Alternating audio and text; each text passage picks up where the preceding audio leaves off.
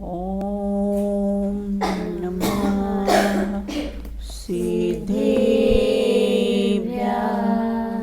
मोक्षमार्गस्य नेतारं भीतारं कर्मभूभृतां ज्ञातारं विश्वतत्त्वानां वन्दे तद्गुणलब्धये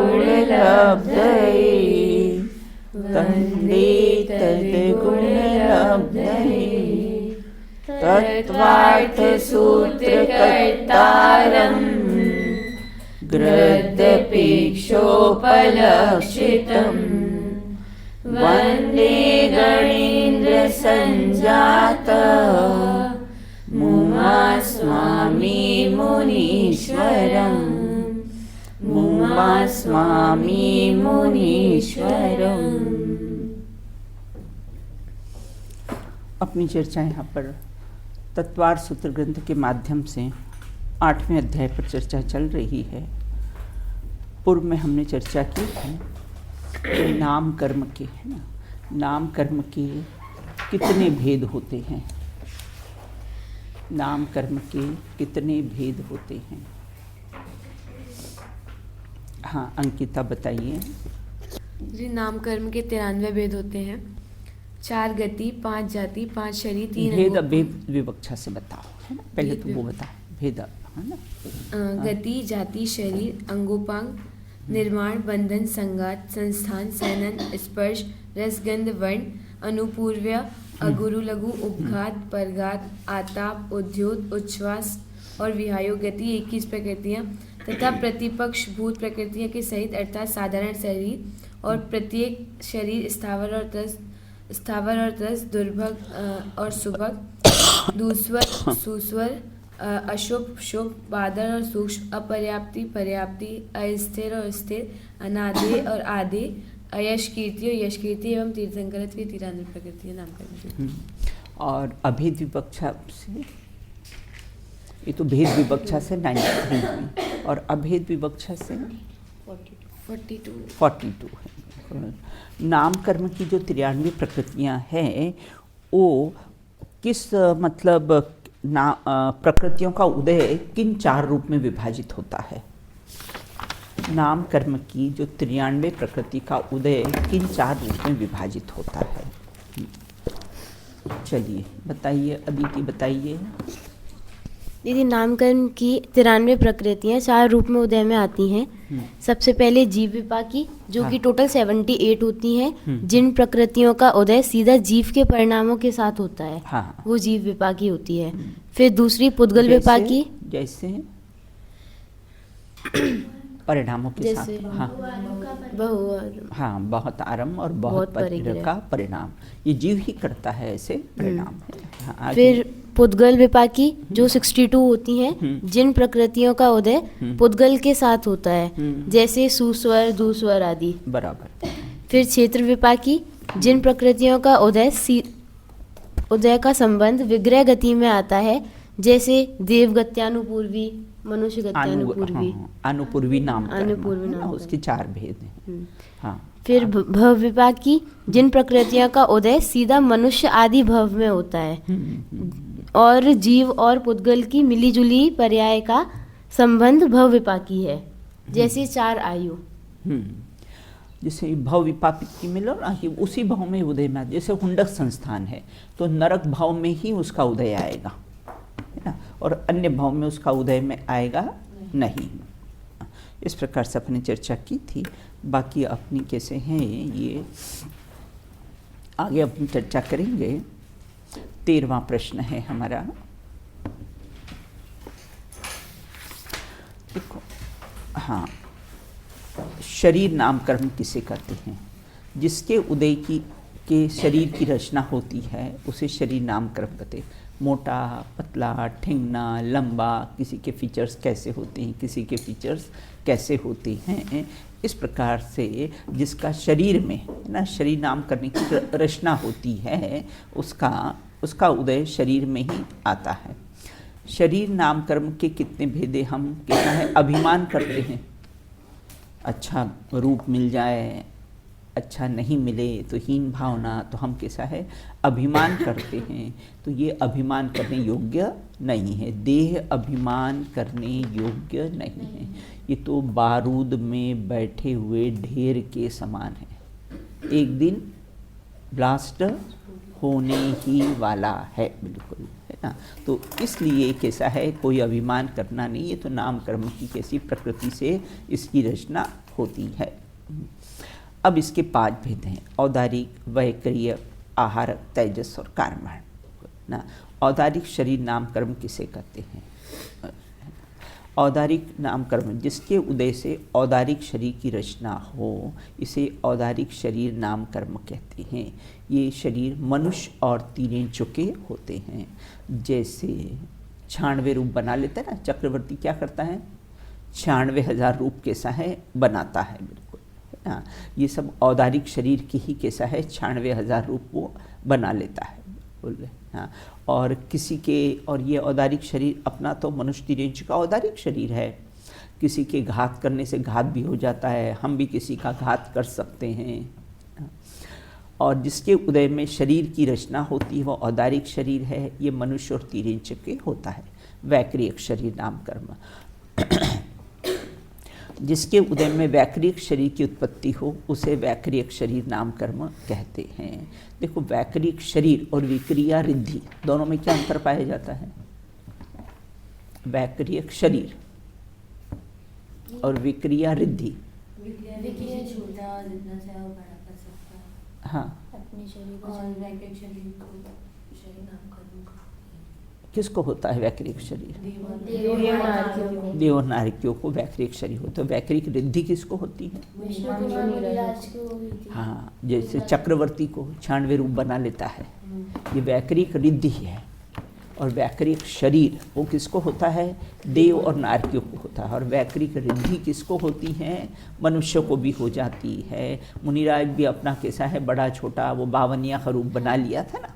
हाँ, तो ये वैक्रिक शरीर है ना, तो वो वैक्रिक शरीर मनुष्य भी कैसे हैं बना सकते हैं।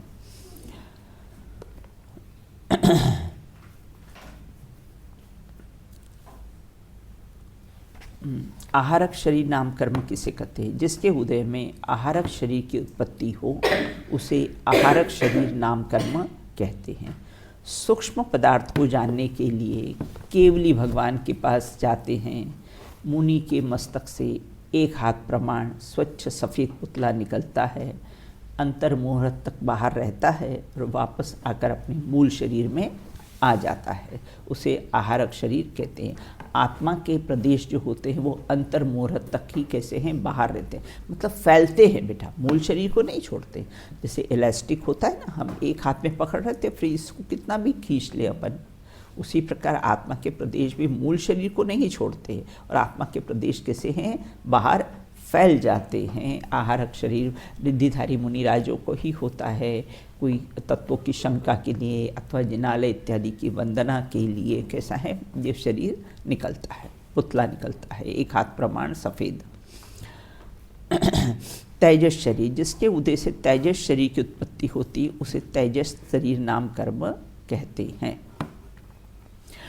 तेजस शरीर वर्गणा से बने हुए शरीर को तेजस शरीर कहते हैं। बिल्कुल, इसके भी 2 भेद बता, अनिशरणम और निशरणम ना।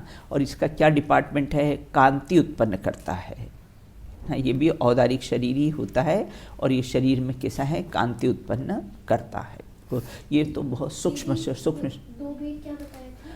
अनिशरणम और निशरणम। अब कार्माण शरीर नाम कर्म किसे कहते हैं? ये बहुत सूक्ष्म होता, दिखाई नहीं देता है, तेजस शरीर है ना। और जिसके उदय में कार्माण शरीर की उत्पत्ति हो उसे कार्माण शरीर नाम कर्म कहते हैं। ज्ञानावर्णादिक 8 कर्मों के समूहों को कैसा है कार्माण शरीर कहते हैं। 8 कर्म है ना, ज्ञानावर्णी दशनावर्णी, ये 8 कर्मों के समूह को कैसा है कार्माण शरीर कहते हैं। और अंगोपांग नाम कर्म जिसके उदय में 2 हाथ 2 पैर, नितंब, पीठ, नितंब मतलब नीचे का हिप्स का हिस्सा, हृदय, मस्तक, आँख, नाक, आदि की रचना हो उसे कैसे हूँ। देखो इसमें भी कैसा अंग और उपांग दो चीज़ें आती हैं। तो हाँ, जिसके दो हाथ, दो पैर, नितंब, पीठ और हृदय, मस्तक, ये तो कैसे हुए अंग हो गए। और उसके बाद आँख है, नाक है आदि की रचना हो उसको कैसे हैं, उपांग कहते हैं। अंग और उपांग अच्छा होना नहीं होना ये सब कैसा है, शरीर की रचना होती है। देखो अपनी मूर्तियाँ होती ना, तो अगर अंग खंडित हो जाते हैं तो हम पूजनिक नहीं मानते, और उपांग अगर खंडित हो तो कैसे पूजनिक मानते हैं। उंगलियां अगर वो हो गई हो, है ना, कट गई हो, नाक में कुछ डिफेक्ट आ गया हो, तो जो उपांग होते हैं वो खंडित होते हैं तो पूजनीय। लेकिन मेन अंग खंडित होते हैं, है ना, हाथ कट जाए ये, तो उस मूर्ति को कैसे हैं, पूजनीय नहीं मानते हैं। अपने कैलेंडर है, फोटो है, इनको पूजनीय नहीं मानते हैं। क्यों? हाँ, इनके 8 अंग दिखते नहीं हैं, इसके कारण इनको कैसा है, अपन पूजनीय नहीं मानते हैं। अंगोपांग नाम कर्म के कितने भेद और कौन कौन से हैं? अंगोपांग नाम कर्म के 3 भेद हैं। औदारिक अंगोपांग मतलब मनुष्य 3 इंच का शरीर, वैकृक अंगोपांग मतलब देव नारियों का शरीर, और आहारक अंगोपांग अर्थात मुनिराजों का जो पुतला निकलता ना वो शरीर। अब औदारिक शरीर, देखो औदारिक शरीर आहारक समुद्घात में क्या अंतर पाया जाता है? औदारिक शरीर आहारक समुद्घात में क्या अंतर पाया जाता है? आहारक शरीर तो कैसा है, मुनिराज का निकलता है ना, तो 1 हाथ प्रमाण निकलता है, मस्तक से स्वच्छ सफ़ेद 1 हाथ प्रमाण कैसा है, निकलता है कुल। और आहारक समुद्घात जो आत्मा के प्रदेश फैलते हैं, है ना, जो आत्मा के प्रदेश फैलते हैं, तो इसलिए आहारक शरीर और आहारक समुद्घात में कैसा है, अंतर पाया जाता है। अब आंगोपांग नाम कर्म किसे कहते हैं? जो 93 प्रकृति ना उसकी चर्चा सब चल रही है, जिसके उदय से औदारिक अंगों की रचना होती है। ये सब हमारे अंगों की रचना होती है ना, आँख, नाक का, नाक यही होना, आँख यही होना और इसी शेप में होना, ये सब रचना जो होती है ना, तो वो कैसे हैं, ये आंगोपांग नाम कर्म के कारण कैसी है, रचना होती है। वैकृक आंगोपांग, जिसके उदय में वैकृक आंगोपांग की रचना होती है उसे वैकृक आंगोपांग देव और नारियों का शरीर। आहारक आंगोपांग नाम कर्म, जिसके उदय में आहारक आंगोपांग नाम कर्म की रचना हो उसे आहारक आंगोपांग कहते हैं। आत्मा के न अंग होता है न उपांग होता है, ये सब शरीर की ही कैसी है, रचना है। नाम कर्म के उदय के कारण शरीर की ही रचना है। अब आंगोपांग नाम कर्म, निर्माण नाम कर्म, निर्माण नाम कर्म किसे कहते हैं? जिस कर्म के उदय से आंगोपांग का यथा स्थान यथा प्रमाण रचना होती है उसे निर्माण नाम कर्म कहते हैं। हम घर भी बनाते हैं ना, निर्माण करते हैं घर का, तो उसमें भाई यहाँ बेडरूम होगा, यहाँ रसोई घर होगा, यहाँ लॉन होगा, यहाँ बैठक का होगा, है ना, निर्माण करते हैं ना। उसी प्रकार ये शरीर का भी कैसा है, निर्माण होता है। तो जिस कर्म के उदय से भाई नाक यहीं होगी यथास्थान, आँख यहीं हो गए, कान यहीं होंगे, है ना, ये सब कैसे निर्माण नाम कर्म के, आगे पीछे नहीं। ऐसा नहीं कि 2 आँखें तो चलो एक आगे बना दो और एक पीछे बना दो, बिल्कुल ऐसा नहीं है। रचना उसकी ये कौन किस कर्म के उदय से इसकी रचना हुई है कि यहीं होना चाहिए, यहाँ आँखें होना चाहिए, यहाँ कर्ण होना चाहिए, ये सब कैसे हैं, निर्माण नाम कर्म के उदय से इन आंगोपांग की कैसी है, रचना होती है। देखो आंगोपांग और निर्माण में क्या अंतर पाया जाता है ना। आंगोपांग और निर्माण में क्या अंतर पाया जाता है? निर्माण तो यथास्थान है ना, और आंगोपांग कैसे होते हैं? हमारे अंग 8 अंग और वो कैसे उपांग ना, वो आंगोपांग कहते हैं। अब यहाँ कहते हैं बंधन नाम कर्म किसे कहते हैं? आंगोपांग क्या था? हाँ, अंग और उपांग 8 अंग और ये उंगली, नाक, कान, ये सब कैसे हैं, उपांग है। देखो इसमें है ना एक और वो आया है चार्ट,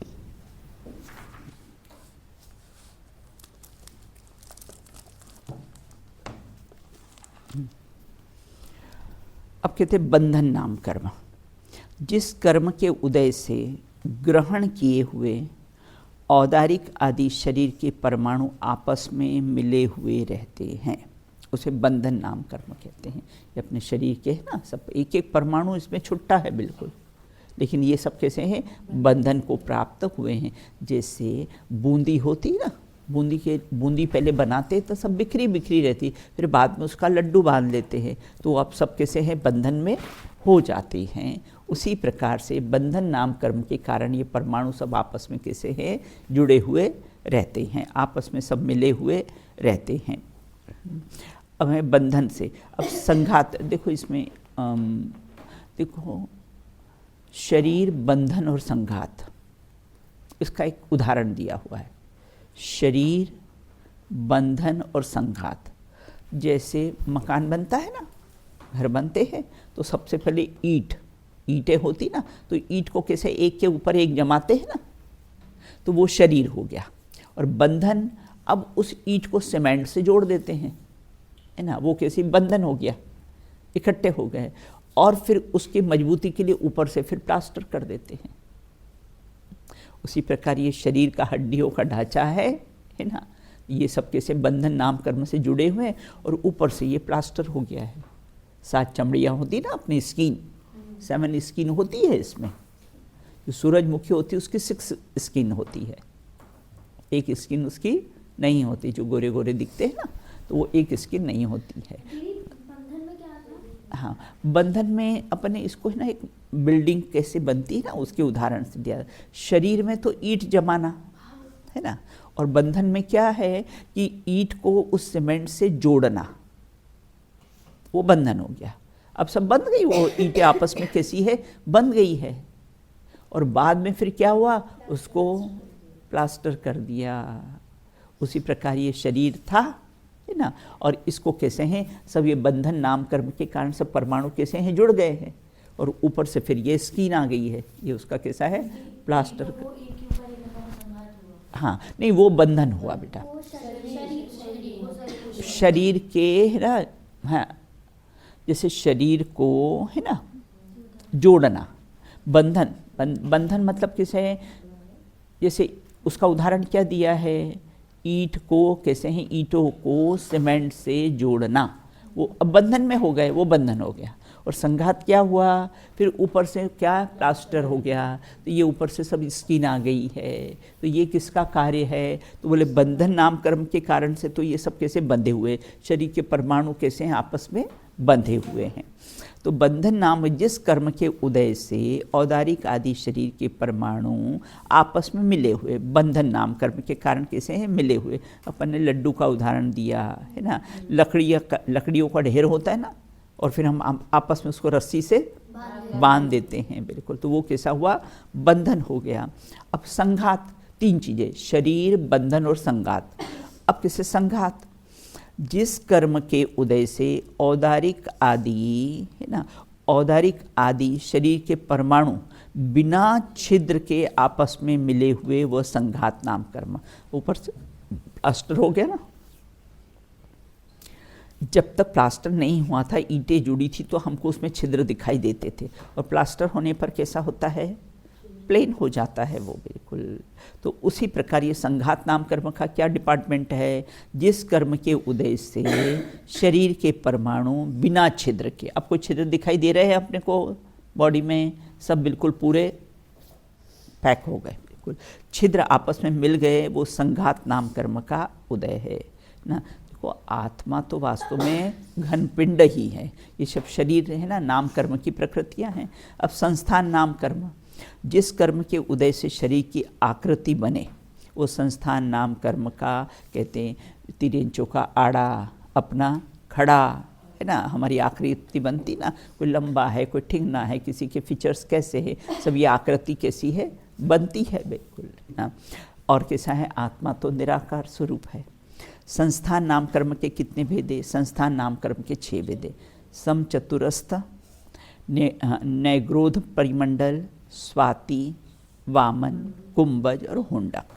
ये सिर्फ आकार बताते हैं, लेकिन हम आकार में कितना इष्टनिष्टपना करते हैं, शरीर के आकार में कितना इष्टनिष्ठपना करते, ये आकार अच्छा है, इनका आकार अच्छा है, मेरा आकार अच्छा क्यों नहीं आता, तो मेरा अच्छा है, तो उसका कैसा है अभिमान करते। यहाँ कहते ये सब शरीर की ही रचनाएं हैं। अब कहते सबसे पहला सम चतुरस संस्थान ना, सब बराबर सम है ना, जो जिनका अंतिम भाव होता है वो नियम से सम चतुरस संस्थान के धारी होते हैं। तीर्थंकर होते ना, उनके शरीर का आकार प्रकार के साथ सम चतुरस संस्थान होता है, मतलब ऐसा उनका शरीर बनता है, ऐसे परमाणु वो ग्रहण करते हैं कि फिर पृथ्वी पर जितने परमाणु हैं उनसे ही उनका शरीर बन जाता है। उसके बाद उतने सुंदर परमाणु की रहते ही नहीं शरीर पर है। अपने भक्तामर में आया है ना, तो परमाणु भिस्त्वम, तो यहाँ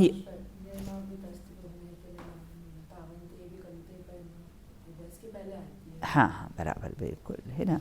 भक्तामर तुम सुना ना, है ना, ये शांतराग रुचिवी परमाणु भिस्तम, हाँ ये परमाणु तो जितने भी परमाणु थे ना, तो उनसे ही उनका कैसा है शरीर की रचना हो गई है। तो जिसके उदय तीर्थंकर देव ये सब सुंदर होते हैं बिल्कुल, है ना। अपने यहाँ ये प्रतिमाएं बनाई जाती ना बेटा, मंदिर में प्रतिमाएं बनाई जाती ना, इसके सब मेज़रमेंट होते, ये यहाँ से यहाँ कितना होना चाहिए, लिप्स कितने होने चाहिए, नाक कितनी होनी चाहिए, आँख कितने, सब मेज़रमेंट इसके है आगम में लिखे। और उस मेज़रमेंट के अनुसार ही भाई जी प्रतिमाएं पास करते हैं ना, तो सब नापते हैं टेप से उसको, और टेप से नापने के बाद जब प्रॉपर हो तो ही उस प्रतिमा को पास किए जाते हैं। जैसे पुराने ज़माने में ये कान इतने लंबे यहाँ ऐसे चिपका दिए जाते थे, आपने देखा हो ना, कोई प्राचीन प्रतिमाएं होती है तो अरे तो सामान्य व्यक्ति के ही कान ऐसे ऐसे लंबे नहीं होते, यहाँ तक चिपके होते। तो तीर्थंकर है, समचतुरस संस्थान के धारी हैं वो। तो इस प्रकार की जो प्रतिमाएं पास हो जाती ना, वो आगम के कैसे हैं, विरोध में होती हैं, आगम के अनुकूल नहीं है। तो जिसके उदय में शरीर की आकृति बिल्कुल, सांगनेर में एक मंदिर है, वहाँ पर ऐसे नेल्स बड़े हुए हैं, प्रतिमाएं सब है ना, तो उसके से नेल्स बड़े हुए हैं। जबकि तीर्थंकर के तो कैसे हैं नेल्स और कैसे केश बढ़ते नहीं हैं, है ना। लेकिन कुछ प्रतिमाएं ऐसी है वहाँ पर कि वो सब नेल्स से बड़े बड़े हैं बिल्कुल, तो वो उचित नहीं है। तो जिस कर्म उनका तो कैसा है, सम चतुरस संस्थान शरीर होता है तीर्थंकर का, आकृति बिल्कुल ठीक आकार की संतुलित बनती है, उसे सम चतुरस संस्थान कहते हैं बिल्कुल, है ना। अब कहते ऊपर मध्य में सब बिल्कुल सब समान बराबर होते। न्याग्रो परिमंडल है ना, ग्रोध परिमंडल संस्थान नाम कर्म, जिस कर्म के उद्देश्य शरीर वट वृक्ष की तरह नाभि के नीचे का पतला और ऊपर का, बहुत से लोग होते ना ऊपर का भाग पतला होता है और पैर के ऊपर का भाग कैसा होता है, वट वृक्ष नाभि के नीचे का, पाँव के नीचे पतला और यहाँ से कैसा है ऊपर कैसा है सब मोटा होता है। वो कैसा है पाँव पतले और ऊपर की टमी वगैरह ये सब होती ना, तो वो सब कैसी मोटी होती। वो नैग्रोध परिमंडल नामक संस्थान नाम कर्म के उदय से होते। अब स्वाति संस्थान नाम कर्म किसे कहते, जिस कर्म के उदय से जीव का शरीर मोटा, शरीर मोटा ऊपर से पतला है ना, नीचे से मोटा और ऊपर से पतला। क्या अंतर रहा न्यग्रोध और स्वाति में? स्वाति में तो क्या होता है ना, हाँ, और सॉरी न्यग्रोध में, और स्वाति में क्या होता है, नीचे से मोटा होता है। इस प्रकार से सर्प की बाबी, उसमें उदाहरण दिया सर्प की बाबी मतलब अजगर का, अजगर का होता है ना मुंह कैसा है पतला होता है और फिर उसका जो और पोर्शन उसका कैसा है मोटा होता है। कुब्बज संस्थान नाम कर्म, जिसके उदय में शरीर कुबड़ा होता है उसे कुब्बज संस्थान नाम कर्म कहते हैं। मतलब ऊँट के, ऊँट को कुब्बज नाम, पीठ ऐसी ऊंची होती ना, हाँ कछुआ, कछुआ भी है ना, तो वो कैसे जिसके उदय में शरीर कुबड़ा होता है। और मनुष्य के भी देखे जाते हैं, मनुष्य के भी देखे हैं, कोई ऐसे कुबड़ होती है, कुबड़ निकल जाती है, मनुष्य की भी पीठ वगैरह निकली होती है, वो कुब्बज नाम संस्थान है। वामन, जिस कर्म के उदय से शरीर बोना होता है, अपने यहाँ वो है ना, क्या नाम है उसका, रक्षा नहीं, रक्षा ही है ना सबसे छोटी, तो वामन संस्थान नाम कर्म है ना। अब शरीर कैसा है बिल्कुल छोटा ही रह गया है बिल्कुल। एक लड़की और एडमिशन लेने के लिए आई थी तो वो है ना उसकी मम्मी की गोद में बैठ गई। तो मैंने कहा आप जिसका एडमिशन कराना है आप उसको लेकर आते तो अच्छा रहता। बोले इसका एडमिशन कराना है। वो बहुत छोटी थी। बहुत छोटी सी थी। मैंने कहा इसका एडमिशन कर, बोले हाँ, बोले इसका एडमिशन कराना है। तो ये कैसा है छोटे हो जाते हैं बिल्कुल। तो हुंडक ये वामन नाम संस्था जिस कर्म के उदय से शरीर के साथ, ये सर्कस में होते हैं ना बेटा जोकर वगैरह होते हैं, ये सब वामन नाम कर्म का उनको उदय होता है जिसके कारण शरीर कैसा है। और ये बोनसाई फल होते हैं, आपने बोनसाई फल देखे? जैसे है ना बरगद का पेड़ हो ना, बरगद का पीपल का पेड़ कितना बड़ा होता है ना, ये चाइनीज़ लोग ऐसा करते हैं कि वो क्या करते हैं, उनकी चाइनीज़ की भी हाइट ज़्यादा नहीं होती है तो ये लोग वो ऐसा पेड़ बनाते हैं, मतलब इतने से पॉट में पेड़ बनाते इतना बड़ा है ना। पीपल का पेड़ को ऐसा छोटा कुछ पद्धति उनकी होती है जिसको बोनसाई बोलते हैं। तो उसके का ये चाइनीज़ का ऐसा सुना है कि जैसे ही बच्चा होता है ना तो बचपन से उसको ऐसे हेवी वो जूते पहना देते हैं उसको ताकि उनकी हाइट नहीं बढ़े। तो ये कैसे हैं वामन संस्थान नाम कर्म का उदय होता है। जिस कर्म के उदय से शरीर बोना हो वो वामन नाम ना, बरगद का छोटा पेड़ खाते हो प्रथा होगी। हाँ बोनसाई ना। तो जिसको बहुत से लोग अपने घरों में भी है ना, मैंने भी एक बार ट्राई किया था बोनसाई का पहले बहुत पहले बिल्कुल पेड़ पूरे प्रॉपर पेड़ होते हैं। उसके कुछ पद्धति होती है कि उसको बस एक मतलब खूबसूरती के लिए लोग मतलब बताओ है ना, मतलब एक अपने चक्षु इंद्री के विषय के लिए तुम किसी की हाइट नहीं बढ़ने दो, फिर तुम भी बोनसाई होंगे ये क्यों होते बोने, क्या कारण से, ये है ना, इन परिणामों से कैसे हैं ठिंगने होते हैं। अब हुंडक संस्थान अनेक प्रकार का विरूप होता है, ये नारिकियों को होता है बिल्कुल है ना। जिस कर्म के उदय से शरीर का विषम बेडोल आकार बने उसे हुंडक संस्थान नाम कर्म का कहते हैं। ये सब नाम कर्म की प्रकृति ना, अपन कितना इष्ट अनिष्टपना करते हैं उसमें, ये ठिंगना है, ये लंबा है, ये ऐसा है, अपना अच्छी हाइट पर्सनालिटी हो तो उसका अभिमान करे, कोई ठिंगना व्यक्ति हो तो उसको कैसा है देख के उसकी कैसी है हंसी उड़ाते हैं बिल्कुल है ना। तो इस प्रकार से यहाँ एक तो विचार करना कि ये सब कैसे नाम कर्म की प्रकृति है। सहनन जिस कर्म के उदय से हड्डियों के बंधन में विशेषता रहती है, ये सब पुद्गल विपाक की प्रकृतियाँ है। इसका उदय किस में आता है, ये सब पुद्गल में ही है, शरीर में ही आता है, पुद्गल में ही आता है।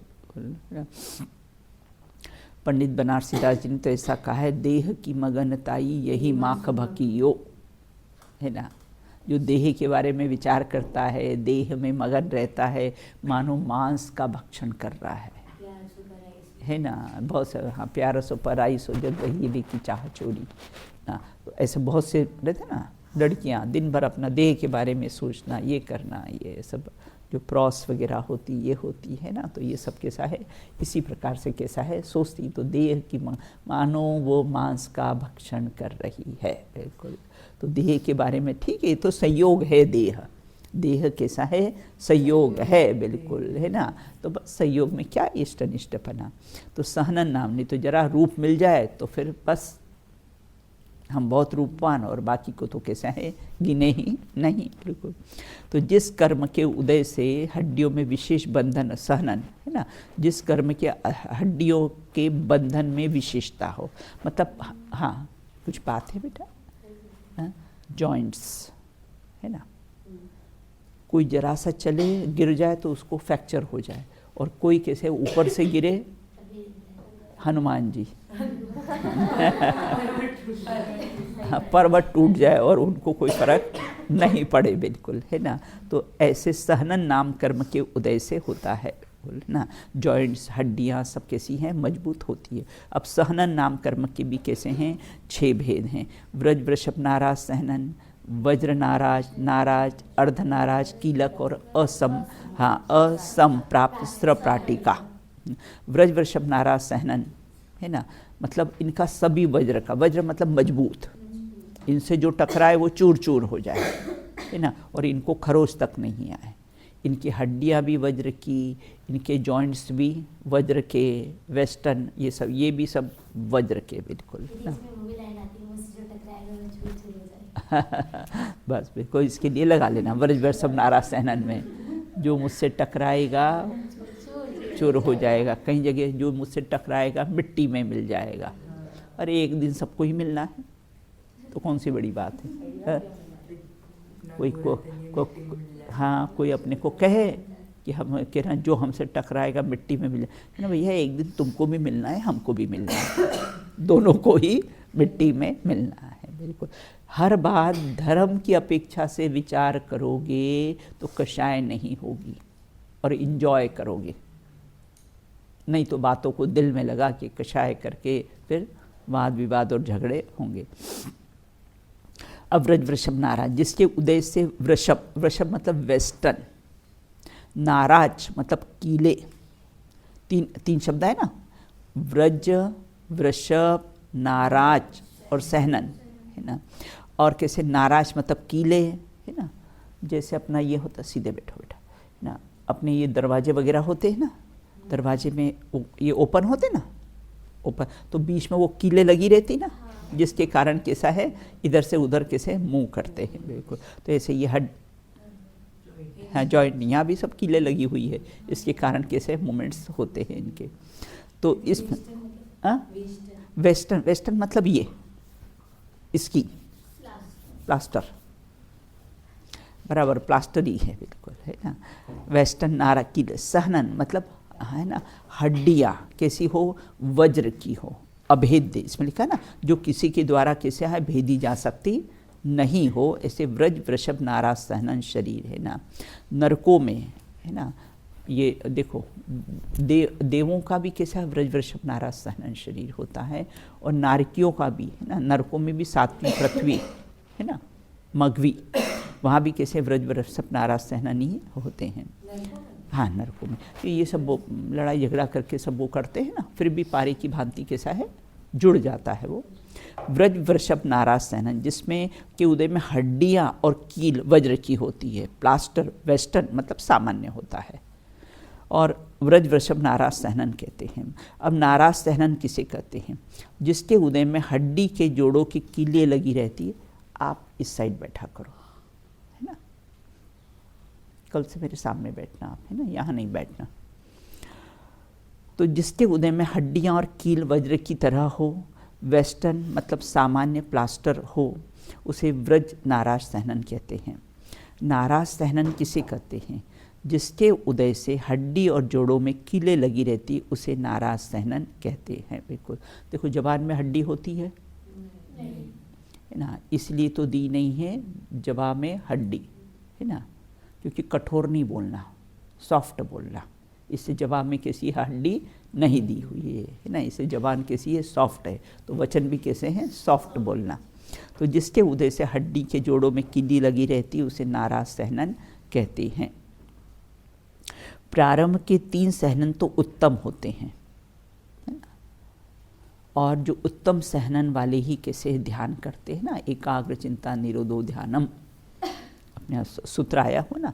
अर्ध नाराज किसे कहते हैं? जिसके उदय में संधियां अर्ध कीलित हो, उसको अर्ध नाराज कहते हैं। अभी वर्तमान में सिर्फ 3 ही सहनन पाए जाते हैं, जो हीन सहनन है ना, अभी ये उत्तम सहनन अभी वर्तमान में पाए जाते नहीं हैं। व्रज वृषभ नाराज सहनन तो नियम से तीर्थंकरों को ही होता है। और अर्ध नाराज जिसके उदय में हड्डियों की संधियां अर्ध कीलित हो, और कैसे हैं ये कर्म भूमि की स्त्रियां। अंतिम के जो 3 सहनन है ना, वो अपन कर्म भूमि की स्त्रियां है ना, तो अंतिम के 3 सहनन कैसा है अपने में पाए जाते हैं। तो जिसके उदय में हड्डियां संधियां कैसे अर्ध कीलित हो, उसे अर्ध नाराज सहनन कहते हैं। ये 7वें और 8वें स्वर्ग तक जा सकते हैं, ये अर्ध नाराज वाले ना। अगर यहाँ से उनका देह परिवर्तन हो तो आगे कहाँ तक जाते हैं, तो बोले 7वें और 8वें स्वर्ग तक जा सकते। अब कीलक सहनन, जिसके उदय से हड्डियाँ परस्पर में किलित हो, अर्थात अलग से कील न हो, ना कील नहीं हो और अपनी परस्पर में आपस में जुड़ी हुई हो, है ना। तो उसके बाद देखो ये है ना, और ये कैसे चार के बाद 2 युगलों में, है ना, जाने में कहाँ तक जाते हैं, ये 5वें और 6वें स्वर्ग तक कैसे जाते हैं। अंकिता इधर उपयोग लगाओ।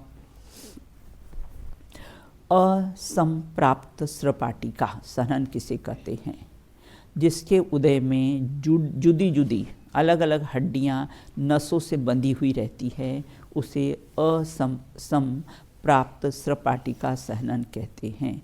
ये सौधर्म से चौथे लांतव्य में उत्पन्न हो सकते हैं। बिल्कुल ना, अपने विचार करना। बाथरूम सॉन्ग्स हैं ये, कौन से। ठोर ठोर रकत के पुंड के सनी के झुंड, हाड़ निस्तोदी से जैसे थरी है चूड़ेल की, है ना। जगह जगह कैसे, देखो इसमें ही बताया है ना, जगह जगह रक्त के कैसे हैं कुंड होते हैं, केसरी के सारी वेंस पूरी बॉडी में फैली होते, और हाड़ निसो दिखे जैसे, ये निकाल दिए प्लास्टर सब निकाल दिया, पैकिंग सब निकाल दिया, और हड्डियों का ढांचा तो कैसे है, चुड़ैल की तरह कैसे दिखे सब, है ना।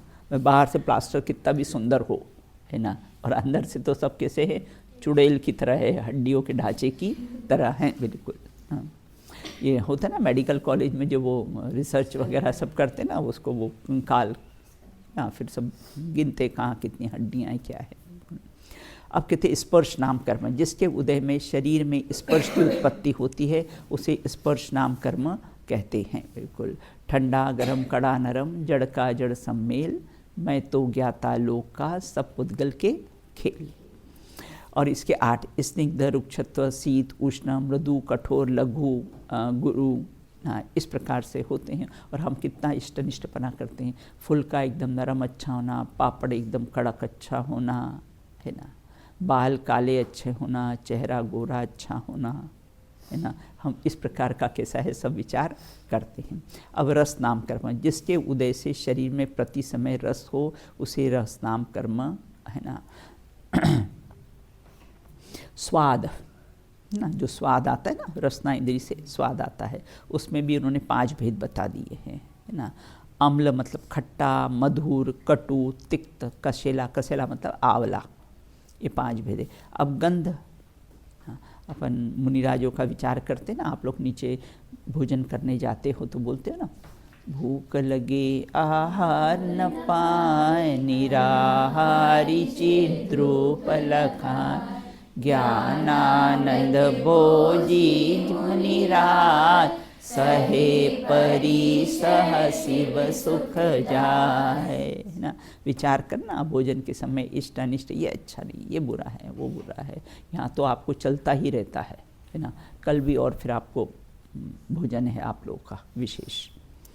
तो गंध नाम कर्म के उदय से, बिल्कुल ना, देखो पुण्य का उदय है तुम लोग का, है ना, कि जो हर चलता ही रहता है, कुछ न कुछ कैसा है मिलता ही रहता है। ये जिनवाणी पढ़ते हो ना आप लोग, उसके उदय में भाव होते हैं सबको, बिल्कुल ना। अब कहते गंध नाम कर्म का उदय, बिल्कुल जिसके उदय में शरीर में गंध की उत्पत्ति हो वो गंध नाम कर्म का उदय है। सुगंध और कैसा है, दुर्गंध, है ना। सुगंध दुर्गंध में हम इष्टनिष्टपना करते हैं, बिल्कुल, है ना। और कैसा है, ये भौरा होता है ना, भौरा, उसको घ्राण इंद्री की मुख्यता होती है। आप लोग कभी नाटक करने जा रहे हो ना, वज्रदत्त चक्रवर्ती का 12 मासा, मुझे कब दिखा रहे हो?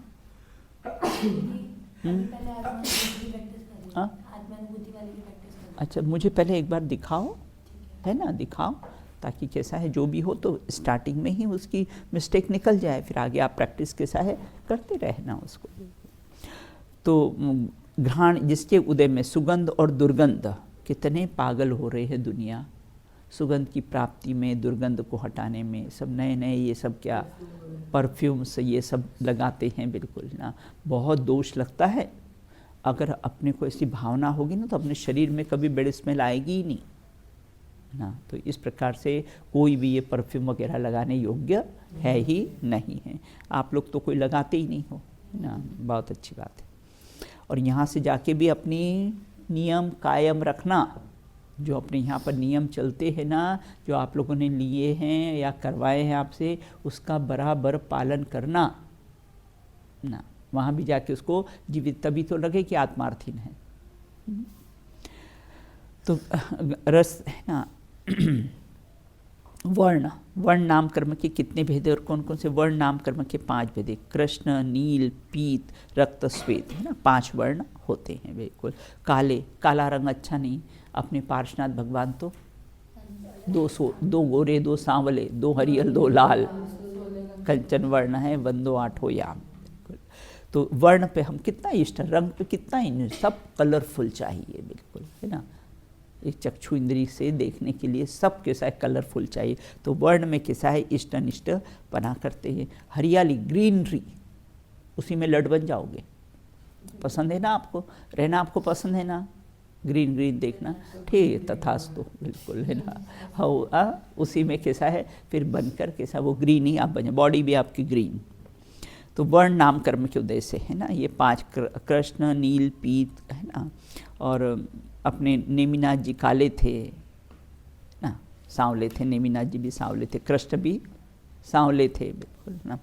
अनुपूर्वी नाम कर्म, जिसके उदय में विग्रह गति में आत्मा के प्रदेश मरण के पहले ही शरीर के आकार में रहते हैं। विग्रह गति में जब हमारा देह परिवर्तन हो जाता है तो आत्मा के प्रदेश है ना, अभी नवीन शरीर धारण नहीं किया है, अभी ये शरीर आत्मा ने छोड़ दिया है और अभी धारण नहीं किया, अधिक से अधिक 3 समय होते हैं ना। तो उस समय शरीर का आकार प्रकार कौन सा रहता है? बोले पूर्व का आकार प्रकार रहता है। अनुपूर्वी नाम कर्म है ना, तो पूर्व का आकार प्रकार, जैसे है ना, जैसे कैसा है, जेल में जाते हैं ना, जेल में जाते हैं ना, तो घर से तो अपने ही वस्त्र पहन के जाते हैं, फिर वहाँ जाकर वो कैदी की ड्रेस पहन लेते हैं। उसी प्रकार यहाँ से देह छोड़ा, विग्रह गति में गए, तब तो शरीर का आकार प्रकार जो पूर्व का था ना वो, और फिर जहाँ पर जन्म लेना हो फिर वहाँ वैसा आकार प्रकार उसका हो जाता है। जैसे ना दूध को ग्लास में डाले तो ग्लास के आकार का ना, तो कटोरी में डाले तो कैसा है, कटोरी के आकार का होता है। और अनुपूर्वी नाम कर्म के भी कैसे हैं, 4 भेदे, नरक गत्यानुपूर्वी, तिरेज गत्यानुपूर्वी, मनुष्य गत्यानुपूर्वी, देव गत्यानुपूर्वी, है ना। अभी गत्यानुपूर्वी है, इसकी शेष चर्चा अपन कैसी है बाद में करेंगे, बिल्कुल है ना, शाम की क्लास में इसको समाप्त कर देंगे। तो इस प्रकार से अपन ने कैसी है इसके नाम कर्म के जो 93 भेद है उसकी अपन ने चर्चा प्रारंभ की थी, शेष चर्चा इसकी और बाद में करेंगे।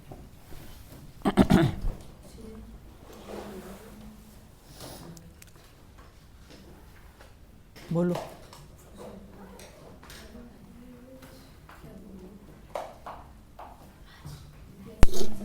हाँ हाँ, पढ़ो अभी। कल कौन सा पढ़ा था अपन? नहीं, आज ही वाला बोलो। बहुमूल्य जगत का वैभव हमको सुखी बना सकता, अरे पूर्णता पाने में इसकी क्या है आवश्यकता, मैं स्वयं पूर्ण हूँ अपने में, प्रभु है अनर्ग मेरी माया, बहुमूल्य द्रव्यमय अर्घ लिए अर्पण के हेतु चला आया, अर्पण के हेतु चला आया। मूल्य अनंत अनंत सिद्ध परमेष्ठी भगवंतों की जय हो। नित्य बोधनी द्वादशांग में जनवाणी माता की जय हो। समस्त वीतरागी संतों की जय हो। अंतिम शासन नायक भगवान महावीर स्वामी की जय हो। अहिंसा परमो जैन धर्म की जय हो। आचार्य गद्य पिछ उमा स्वामी द्वारा प्रणीत तत्वार सूत्र जी महान ग्रंथ की जय हो। एक साथ बोलिए जय जिनेन्द्र जय जिनेन्द्र।